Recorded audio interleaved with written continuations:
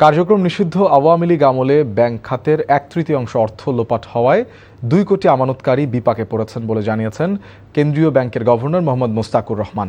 সকালে ঢাকা বিশ্ববিদ্যালয়ে Dutch Bangla bank আয়োজিত আলোচনা সভায় গভর্নর বলেন, ফ্যাসিস্ট আওয়ামী লীগ সরকার দেশের অর্থনীতিকে পঙ্গু করে দিয়ে গেছে। তিনি জানান, ব্যাংকিং খাতের 1/3 টাকা চুরি করে নিয়ে গেছে পলাতকরা। এ কারণে 2 কোটি আমানতকারী ভোগান্তিতে পড়েছেন। এ অবস্থায় ব্যাংকিং খাত ভালোভাবে পরিচালনা করা সম্ভব হচ্ছে না।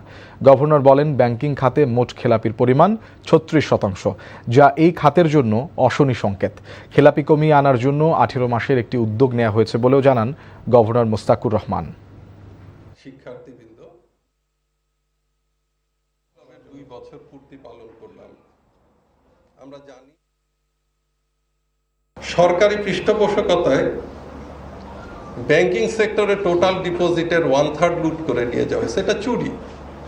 এটা কোনোভাবেই নন পারফর্মিং লোন না, যেটাকে আমরা হয়তো অ্যাকাউন্টিং এর ভাষায় এনপিএল বলছি, কিন্তু এটা আসলে এনপিএল ওই অর্থে না। আমি যদি প্রত্যেকটা অ্যাকাউন্ট অ্যানালাইজ করি তাহলে দেখবে এটা একেবারেই চুরি, ডাহা চুরি। এখানে সরকারি পৃষ্ঠপোষকতা। ফলাফল কি?